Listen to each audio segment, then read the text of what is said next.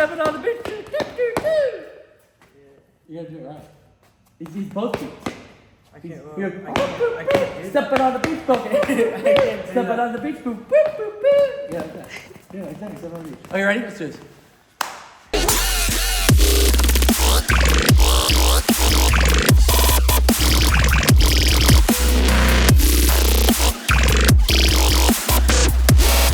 Welcome back to the shop, everybody. We are here in sunny Clearwater, Florida, and we are going over Justin Hunt's build today. We are getting ready to put the motor and transmission in. Figured we'd kind of get everyone filled in. It's been a little bit of a hiatus since we have done our last video. We had a lot going on.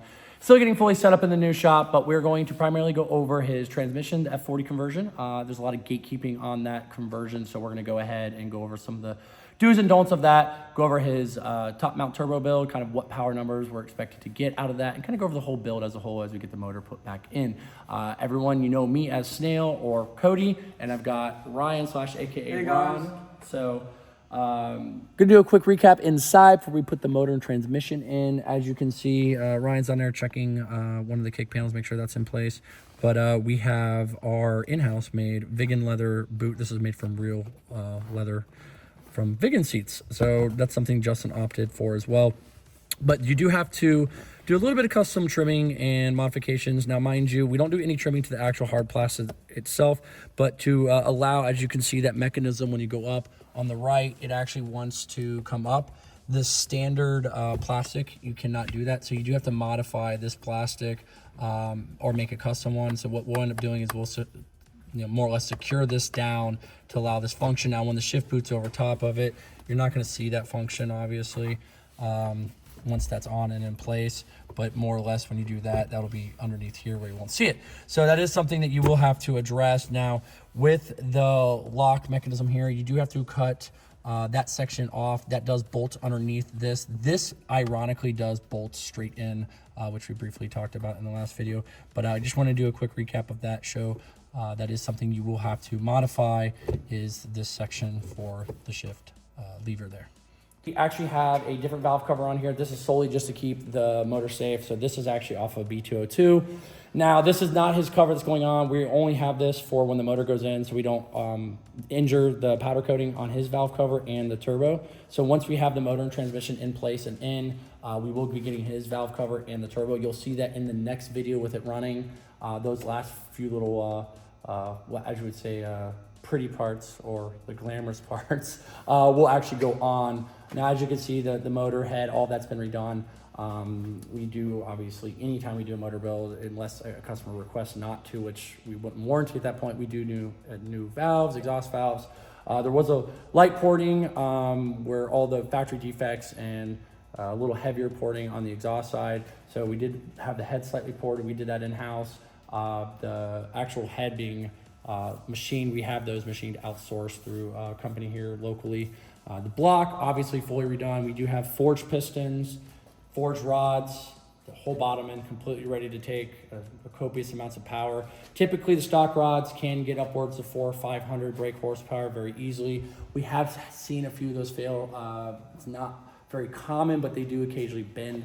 So we typically try to push people towards forged rods as well. Something else to take into consideration when you are building the motor as a whole, there's a lot of components that we recommend making sure they're getting changed, especially the O-rings. I can't tell you how many times people do this in their garage and they just reuse the O-rings for the crossover tube, things like that.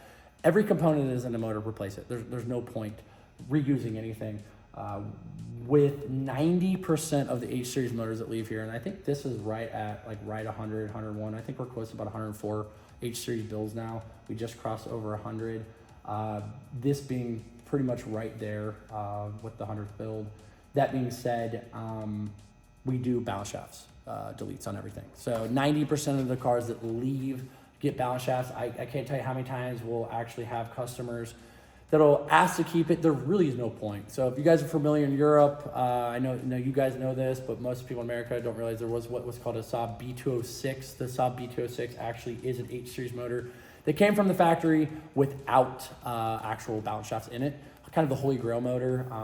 So Ryan, actually, we went ahead and with all of our, deleting of the balance shafts, typically we push out the bearings. There are some kits out there that leave the stock back bearings pressed over. We just press those out, put new freeze plugs in. So typically, if you like look in the back of the block, kind of hard to see back here, but as you can see, there's obviously new freeze plugs in here. So we typically will put new freeze plugs in. Just a little mechanic tip here for you guys. So here's a head I recently rebuilt for my personal car, but here's a head gasket. We always like to put anaerobic on the corners of the head or the block. Well, not here, but right here and right here, here and here. It helps to seal the head gasket. So on that note, with the little mechanic tip with adding that anaerobic in those crucial locations, they are notorious for leaking there. So it's just kind of like a peace of mind thing. Some people may just tell you to, hey, go ahead and use copper spray on the gasket, this, that, just that little extra. And WIS actually recommends doing it as well. So something else that we cannot stress enough, as you can see here, we have some exhaust valves that's upside down. Obviously, this is exhaust side, intake side. Something that is super crucial, just go ahead and replace them. Replace your exhaust valves. I cannot tell you how many times people are like, oh, I'm rebuilding my head. The exhaust valves are so expensive. If you don't want to buy the sodium-filled ones, just buy generic steel ones. It does not matter. Do not reuse your exhaust valves. Easy way to test if your valves are properly seated, whether you're doing it mechanically, by hand, or if you're using a drill to seat them properly. What I will tell you is you can put a spark plug in there, make sure everything's snug in place. Go ahead, put some water in there, see if the water drips out, water stays. If water stays, you've got an airtight seal. We have the F40 already bolted onto his motor. Now I'm gonna go over a few of the pros and cons, some of the things that a lot of people don't talk about that you should address, or at least know if you are going to do the swap. The most important one we're gonna talk first is the F40 comes equipped with a dual mass flywheel. So if you go to the single mass, which we have gone with Justin's build, and Jameson's build, which we recently did at F40 on his, if anyone follows Jameson, his YouTube channel, we did do an F40 already on his. So the only downside is you do get a little bit of chatter. Now you're gonna get a little bit of chatter running a 6-puck anyways, but both Jameson and Justin both are running a 6-puck ACT clutch that is a sprung. We cannot stress enough. Now we were giving an option. We would allow customers to pick a unsprung option because race car, but we are no longer offering an unsprung clutch option. We have seen some failure and have seen some difficulties with needing proper spacing and some issues with an unsprung clutch. So we don't even offer that as an option anymore. If you run an unsprung clutch with these F40s, they do not like it. So you do need to run a sprung clutch. We do have an upgraded pressure plate, and the flywheel more or less freshly resurfaced. It is a larger flywheel. Something else, do not run a lightened flywheel on the F40s. They do not like it. So if you go full aluminum, race clutch, you go unsprung, all that, you're gonna have a lot of problems. Stay away from lightened flywheels, stay away from unsprung. Next is the actual shift turret here. If you wanna come in on here, we have what you would call newer style shift turret. Now there are different variations of this turret that you can get. The earlier models of, let's say 03, 04, 05, the F40s that were prevalent in the NG93s, that F40 turret is trash, garbage. At a later date, we are gonna go more in depth to why those are trash, what breaks, what issues you're gonna have. This style turret has been revised, upgraded, and is night and day different. This is the difference between having a smooth, reliable shifting transmission and having the shift forks break and absolutely just have catastrophic failure running that older style F40. So this is the way to go. Now, something else I want to bring in the back here that has been gatekept for some time. We do have essentially on the Viggen, you do need to run the 9.5 half shaft. Now I've got Ryan in the engine bay to show you a few of those other things, but before I jump it over to Ryan, I am going to say a couple things. Now we do have the subframe down, wheels, everything off. We are going to be putting the motor through the bottom. We're not dropping it through the top. You can do that. You do run the risk of doing some damage to the master and sidewalls, things like that on the motor and or the car as well. So we are going to be actually lowering the car down onto the motor and putting the motor up in. Now, something that I would like to show you guys before we jump over to Ryan inside is the subframe. So if Allison, you want to follow me, This one has definitely seen better days. As you can see, we're going to be going ahead and replacing the ball joints, the drop links. They're all pretty toast. This one over here is completely blown out. So this one has seen better days. So all this is going to be getting upgraded as well. We're going to be going through, cleaning this up a little bit, and making all this look new as it should. As you can see, the sway bar, bushing, brackets, those are probably going to rust through sooner than later as well. This was a car from New York, so we are going to be dressing on it. So enough about the subframe, what we're doing with that. I'm going to go ahead and pass you guys off to Ryan to kind of show you what's going on inside the engine bay. So here in the engine bay, while we've had the motor out, I went ahead and pulled the brake booster out because it was really rusty, and went ahead and repainted that. Looks way better. Also, while we have the motor out, I'm gonna go ahead and get rid of this nasty clutch line and put a steel braided one in there and get that all nice. And most importantly, as you can point down, Oh yes, the cables. the beautiful cables. Get away from that shift rod on the F-35. Trash, absolute trash. All you really have to do when the motor's out is pretty straightforward. If you don't have the motor out, it's an absolute nightmare to get to it. But you just literally, as Ryan is over here with the pick tool, he's going to slide that in on the metal clip, pop that out, and then the line just pops out. Pretty straightforward. But if the motor is in, like I said, absolute nightmare. So we're going to go ahead and take that out. Once that's out, we are going to clean up a little bit more in here. There's some pretty heavy grease from over the 20 years of driving it. So we're going to clean up a little bit of that to address any of the other components that may need to be potentially replaced. Clean out some of these. This one's pretty disgusting. A lot of what looks to be like deposit of some kind of nest. Pretty common up north especially too. But we're going to address all that. Something else I will point out as well, he somehow surprisingly has not upgraded the steering rack brace, which it's like the first mod you do on a Viggen. So this will also be coming off. We will be upgrading this brace as well. Now that we've got everything mocked, ready to go back in, we're going to address a lot of the little things as we button everything up. Here is the little clip. You do not want to drop this. If you do drop it, you have fun finding it. Yeah, you have a fun time. No good. What I will tell you is, even if you're not doing some crazy F40 conversion, you're just essentially going to keep your Viggen stock, these lines tend to get a bulge problem. And what I mean by bulge problem, I mean this rubber section here will actually get fatigued over 10, 20 years. And it will expand. So what will happen is you'll get little bulges. And what that does is gives you a very inconsistent pedal feel, and you'll be driving one day, pedal will go to the floor because this will essentially start to get a bulge in it. And then cold day, hot day, you'll get very inconsistent heat, especially in Florida. What will end up happening is this will completely fail, and then you'll end up having that bulge just bust. So Ryan currently can't see, so he's trying to push the clip back in. Something, a little mechanics note for you. So a lot of people feel the need to take the little clips all the way out and then push the line in and put the clip and try to line it up. Just push the little clip back in and the line will snap into place. Something I did not know for like the first 2 years working on cars, and eventually someone showed me that and I was like, voila. So when in doubt, put the metal clip in, press the line in, give it a good tug, see if it pulls out. Doesn't pull out, you know you're good to go. Regardless of how you get the motor in, through the top, through the bottom, 99% of the cars that we work on here, we put everything through the bottom. It's way easier now. Obviously, if you're working on the older C900s or 99s, it's a different story. That being said, we actually went ahead, lowered the car down onto the motor and transmission. Now, this motor has been in and out of this car a lot of times, let's just say that. Needless to say, motor transmission as a whole comes in and out quite frequently when you're trying to mock the mounts and make custom mounts and things like that. So as you can see, we do have the F40 seated comfortably in with the motor. Now we are going to be taking this valve cover off. Now we're going to start putting everything back together. Now something I want to point out for everybody is with the actual shift linkage that is on the F40, it is pretty tight in here.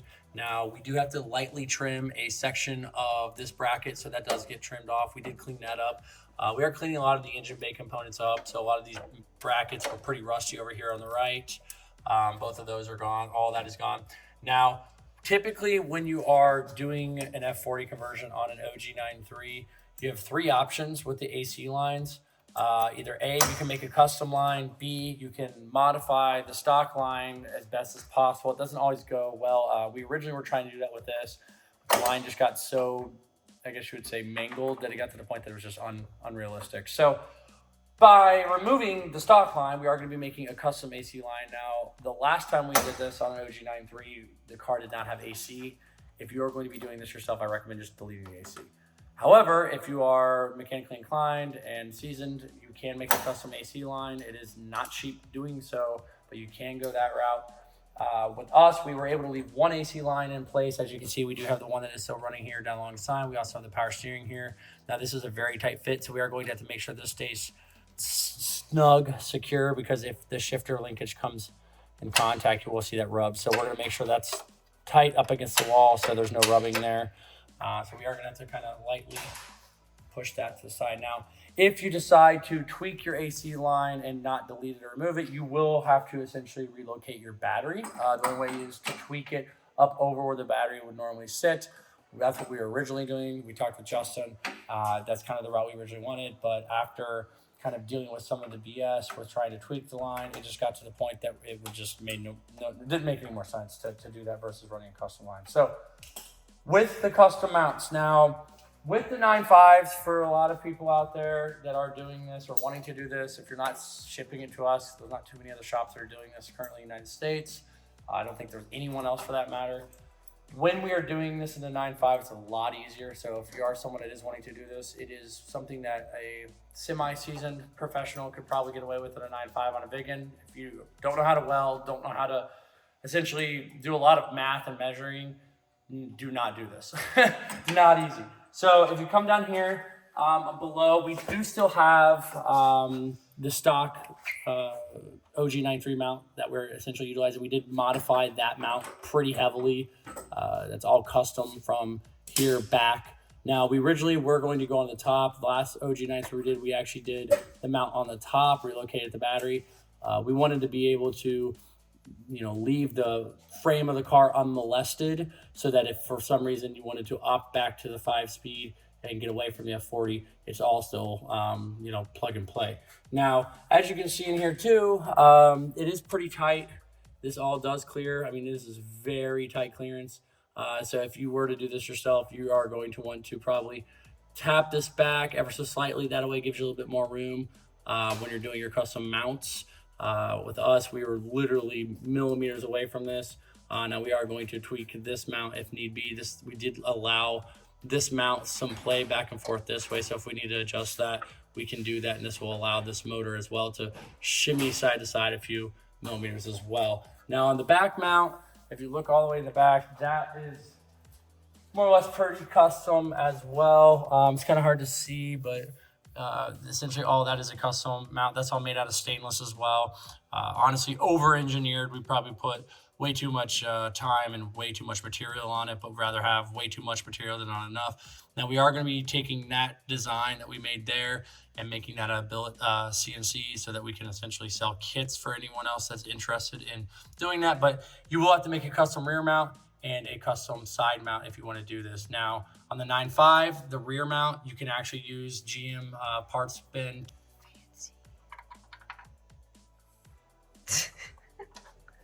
Much better.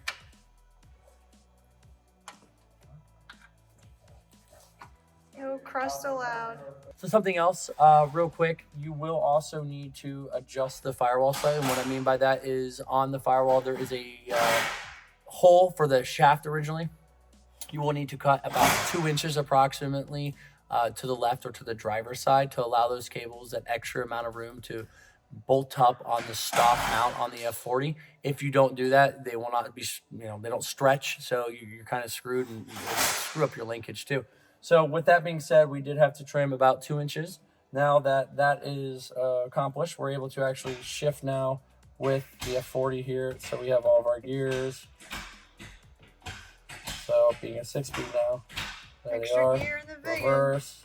So Ryan is finishing up getting a lot of the brackets back in here. So we've got the coolant reservoir back in, power steering reservoir bracket is back in, freshly painted.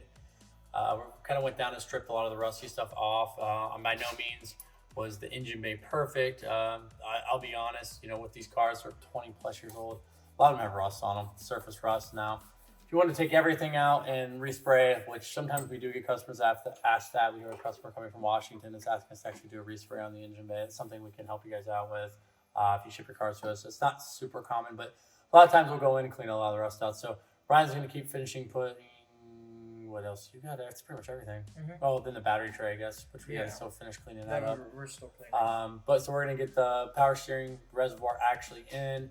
Now, something else to point out too, if you are doing this, the reverse switch here actually is the same plug for the reverse lights, so you don't have to modify that or change that. That is the exact same thing, which is nice. Pretty straightforward, obviously, plugging in a plug. The AC lines, as we had mentioned, making a custom one. Depending on how you route that, we're probably gonna route it actually down and under this side, so it's more of a straight shot since there's a lot more going on. But that's pretty straightforward as well too. A lot of the pipes and hoses that are more or less questionable, we're replacing with silicone. We did have some existing black and some existing blue, so we're primarily gonna stick with the black silicone for main coolant lines. The PCV and the boost lines are going to stay blue, make it kind of look a little classy. Now his wheels, he's shipping his wheels down currently from New York, so we should have those hopefully here sooner than later. With that being said, we are going to be doing a custom brake kit and we are going to be doing custom headlights. We're going to show both of those on the last video, on the startup video. So as we mentioned before, we are going to be running an upgraded 9.5 oil cooler on here. Now this one is just one we had laying on the shelf. This isn't the one that's going in this car, but we are going to clean up one and throw it in. Now, if you are wanting to do this correctly, you're not going to obviously just be able to bolt it on straight up. You're going to have issues with the intercore. Now we are putting a custom intercore on this as well, but you know, that being said, if you wanted to use a stock intercore, you're going to run into issues. That's why the OG93 is kind of staggered. That's why it's half the size, was because of the limitation of size. But you're not going to be able to essentially stick it in that way.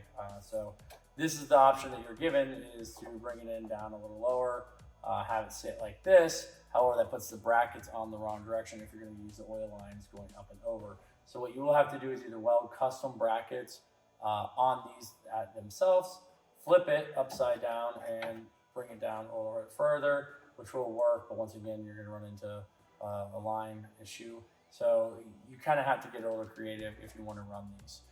Dude, crusted. Oh my god. Dude, look at that. Look at that. Dude, this is why we're in here replacing stuff, because that. See? Look at it. That's from 1998, sir. That's older than me. 1998 right there. Wasn't even alive. I was just a seed. Something else before everyone out there goes, you don't have lines on there and you can't do that. And blah, blah, blah. Yeah, that's not true. So we have our boost line that is for the solenoid on the firewall that we bypassed. That has been capped off. Both of these have been removed effectively, so we are not running coolant to this. Now, mind you, some people say he's in New York. This is true. However, after talking with him and discussing the pros and cons of having it removed and not driving in sub-zero weather, which even though he's in New York, I don't think he's going to be out in too many negative degree weather days driving this car. So that being said, we did opt to remove those. It does help immensely on the air intake temps. Some people will argue and say, no, it's only a few degrees. No, in some cases, especially when you're dogging the shit out of it for 150, 170 mile an hour pulls, you're going to see a substantial difference there. Maybe not on the daily commute around town, but when you're doing 160 on the highway, it's a different story. We're at the back of the car now, and we've already went ahead and dropped the fuel tank. Now we are going to be showing you briefly what that looks like with the upgraded pump, kind of go over that as well. But something to point out, when you do drop the fuel tank, you're going to want to go ahead and check for rust, address any of that stuff. E-brakes like to get crusty as well. These straps tend to take a, we'll call it a rusty cruster brake, meaning they either become an absolute pain in the ass to get off or they snap. It's a good time to replace these if these look like they're questionable. This car's really not that bad. Arguably, I've seen way worse. There are some areas that probably should be addressed within the next 2 to 3 years, especially if the car's gonna be driven on salty roads. Now, I don't know if Justin's planning on using this in the winter or not, but if he decides to, I would definitely address some of that sooner or later. Now, I do have a fuel tank on the ground here, which Ryan and I already dropped a while ago, and we went ahead and pulled the stock pump out. We did upgrade that with the 340 LPH pump that is also E85 friendly. That is kind of crucial, especially running these cars flex tuned. We always push to run the E85 aspect. It runs cooler, makes more power, and arguably gets you better overall. I wouldn't say fuel economy because it's worse fuel economy, but you end up the amount of money depending on what part of the country, and you actually end up saving money, which is super cool. You're getting all the bangs for your bucks plus all the performances as well, and the car is much happier. With the fuel tanks, as you can see, this one actually has been washed off, cleaned off. A lot of times we'll clean them off, that way none of the debris from the tank itself finds its way into the tank. Now we completely washed out the tank as well. Anytime you are planning on making the switch to E85, we do recommend cleaning the tank out and getting all those nasty debris out. That way the E85 decides not to eat it and find it into your fuel filter and or injectors. So we're gonna kind of go back to the front and go over a couple more things. Now, one last note I will point out is Justin did already upgrade the rear sway bar, and the previous owner before Justin, I do believe, also did the conies that are on it. So the suspension has already been addressed in the rear. It does have E-block lowering springs as well. Now underneath here, we're going to show you a few more things. Now, as you can see, we do have our custom rear mount. We are going to be making a CNC rear mount for that transmission. We're going to be doing another F40 on an OG93. That's going to kind of be an in-house personal build, one of our own personal builds.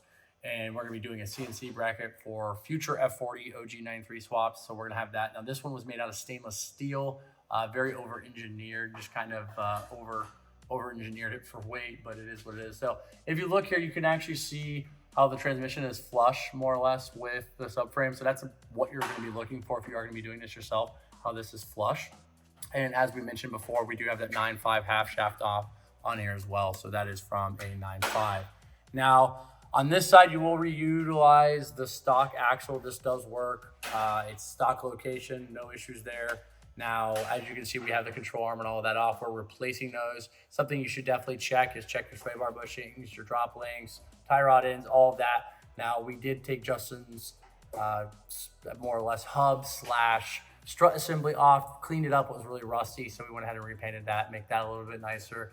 So in the next video, you'll kind of see what all that looks together with the new brake upgrade and I guess cleaning up of certain components. Actually have a bind up issue on this side. So if you try to run or more or less use a stock axle, it is going to be kind of an issue. Same with the 9.5 axle, is too long. So you do have to make a custom axle for this side. We are planning on also providing those axles in the F40 conversion kit that we plan on selling in the near future after we do this swap one more time. We want to get 3 of these swaps under our belt before offering a kit. Make sure we don't run into anything else. Now, we went ahead and removed his AC condenser and went ahead and removed the radiator. We are upgrading the radiator to a full aluminum one. His wasn't necessarily bad, but it was original and probably had maybe 10,000 miles at most left. It looks looking pretty crusted, as we like to say around here. That's a wrong word, crusted. So that being said, we went ahead and removed both of those, AC condenser and radiator being replaced. As we wrap up the second video here, we are at the back of Justin's car and we are at his vanity plate here, which reads 1 of 426, which is now a little ironic because now he can officially say he's 1 of 1 in the United States since he has completed the F40 conversion. We have done this on an OG93 before and a few 9.5s, and I do believe there are a few people in Europe who've also done this on some OG93/Viggens. But however, that does make him still the first in the United States as Viggens go. Now, we are planning on completing this car over the next couple of days. We are waiting on components and parts to come in still, which is a little annoying, needless to say, but more or less that is what we're waiting to complete the car. Now, we are hoping to have the car up and running by this weekend. With that, we more or less have been extremely busy setting the shop up. So we're like 99.999% fully set up now at the shop. We have some organization of used parts to get the eBay store back up and running. But other than that, we are open to the public. We have people coming in and out every day. We are officially able to more or less get you guys some solid content now. Over the next couple of weeks, we really do plan on getting a solid video out every week and continuing with the shorts as well. If there's anything that you guys have seen that you really liked or didn't like, please let us know in the comments below. If you If you have not subscribed or have not liked this video, please do so because it does help the channel grow. And as the channel grows, that allows us to get you guys better content and interactive content that you guys may or may not want. With that, we do have some individuals out there who have made a couple of suggestions, and we are taking note of that and are going to hopefully be including that in some of our future videos. We really hope that you guys enjoyed everything you saw. If this is a conversion you are interested in and you want to see this potentially come to fruition for a kit that you can purchase, please let us know. Send us an email. That does help us see the gauge of interest that individuals may or may not want this kit. Please let us know if that's something you're interested in. Once again, thank you guys for watching, and please stay tuned for more content.